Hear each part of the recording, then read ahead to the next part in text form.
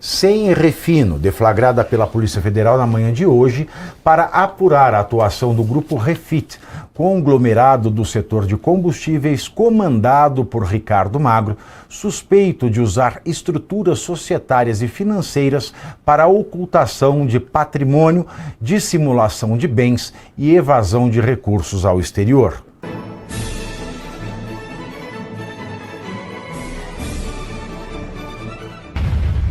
Contra a direita. Ah, rapaz, cria vergonha nessa cara. Bom, o ex-governador do Rio de Janeiro, Cláudio Castro, do PL, foi alvo da operação Sem Refino, deflagrada pela Polícia Federal na manhã de hoje para apurar a atuação do Grupo Refit, conglomerado do setor de combustíveis comandado por Ricardo Magro, suspeito de usar estruturas societárias e financeiras para a ocultação de patrimônio, dissimulação de bens e evasão de recursos ao exterior. Agentes cumpriram o mandado de busca e apreensão na residência de Castro, na cobertura de um condomínio de luxo na Barra da Tijuca. O telefone e o tablet. Não, o telefone e o tablet. Gostei do tablet, né, do ex-governador, foram apreendidos pela PF. Eu ia falar tablet. Ao todo, foram cumpridos 17 mandados de busca e apreensão e 7 medidas de afastamento de função pública no Rio de Janeiro, em São Paulo e no Distrito Federal, por determinação do Mussolini da Moca, que também atende no RG por Alexandre de Moraes. O sinistro do STF também expediu mandado de prisão contra Ricardo Magro, dono da Refit, mas como o empresário vive no exterior, Moraes determinou a inclusão de seu nome na lista vermelha da Interpol. Em nota, a defesa de Cláudio Castro diz que foi surpreendida com a operação e que o ex-governador está à disposição da Justiça para dar todas as explicações, convicto de sua lisura.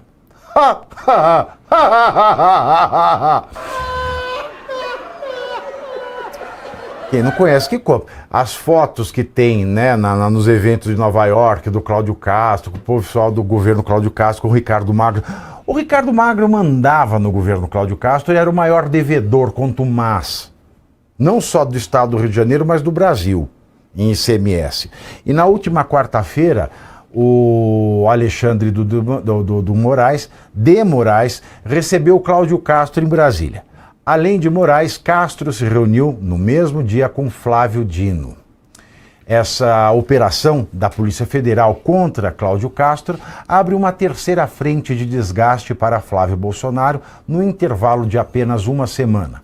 O revés do aliado agrava seu inferno astral no momento em que Flávio tentava contornar a crise aberta com o áudio vazado com Vorcaro e uma outra operação da Polícia Federal no âmbito do caso Master contra Ciro Nogueira, que chegou a ser cotado como seu vice. Além disso, a ação de hoje da Polícia Federal tem o potencial de sepultar a pré-candidatura de Cláudio Castro ao Senado. Esse cenário deve levar Flávio a ter que articular um nome substituto enquanto enfrenta questionamentos até entre aliados sobre a natureza de sua relação com Daniel Vorcaro. E aí, Belucci, será que será que não? É óbvio que tudo indica que a candidatura ao Senado do Cláudio Castro, essa sim foi pelo ralo. Até porque a relação dele com o Ricardo Magro é inexplicável, do ponto de vista de amizade, do ponto de vista de apoio ao cinema nacional.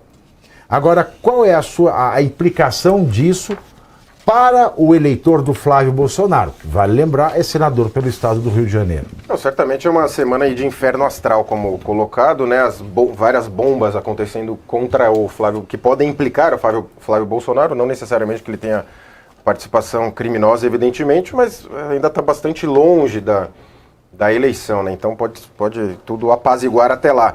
E o que se diz do Ricardo Magro é que o Estado do Rio de Janeiro teria feito um refis, né, uma lei de refinanciamento da dívida, o Executivo fez, né, o Poder Executivo Cláudio Castro, e apontaram que essa lei foi uma espécie de sob-medida para a Refit, né, que era a maior devedora até então de ICMS ali no Rio de Janeiro e quiçá no Brasil.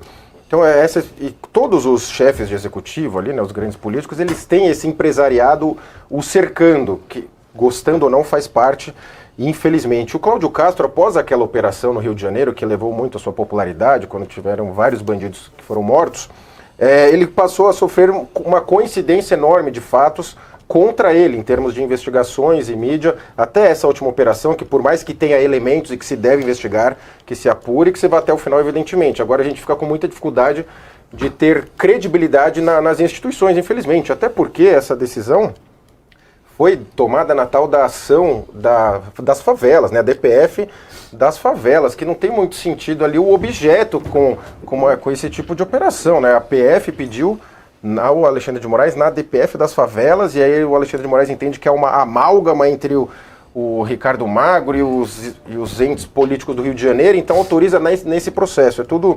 É tudo muito lamentável, porque você tem o Supremo e ele decide ali conforme o personagem em qualquer ação judicial. Qualquer inquérito pode encaixar qualquer um. Ou seja, o processo começa, a ação começa e depois vão colocando pessoas, fatos, né, fatos que aconteceram depois. Então isso que é muito ruim para as instituições. E tudo leva a crer realmente que o Cláudio Castro vai ter dias muito difíceis aí politicamente pela frente. E quem pode se dar bem nessa é o Portinho, né, o senador Portinho atual do Rio de Janeiro, que ele tinha saído da corrida eleitoral, mas ele pode voltar. Lembrando que no Rio de Janeiro a tendência era de ser o Carlos Bolsonaro o candidato, mas ele foi para Santa Catarina, o que faria mais sentido ele ser candidato no Rio. Tem essa questão dentro do PL que até hoje também não foi bem digerida, Pavi.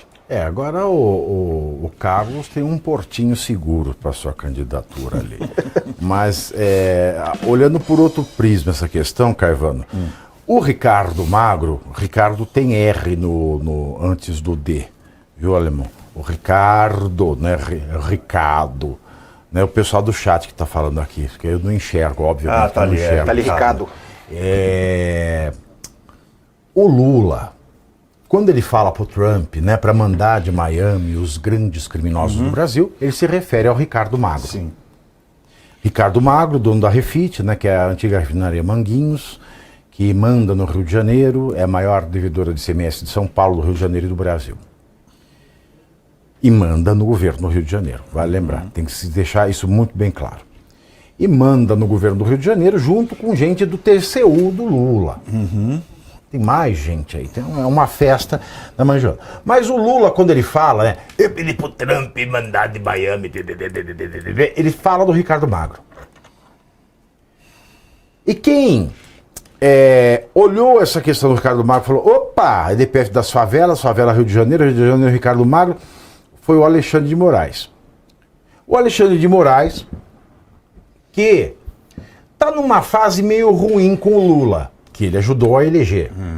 Especialmente depois do Messias ter sido rejeitado ao STF. E segundo o próprio Messias, há pessoas próximas dele, em razão de um golpe do Alexandre de Moraes. Veja só, como o mundo gira e a luzita na roda. Não seria uma forma do Alexandre de Moraes fazer um afaguinho no Lula? E se é, um afaguinho a troco de quê? Não sei se seria especificamente um afago, mas eu fiz a seguinte leitura, né? O Lula esteve lá com o Trump, me parece que essa era uma das coisas que ele queria conversar e o Brasil ficou para lá, né? Ele, obviamente, estava pensando nos seus interesses particulares.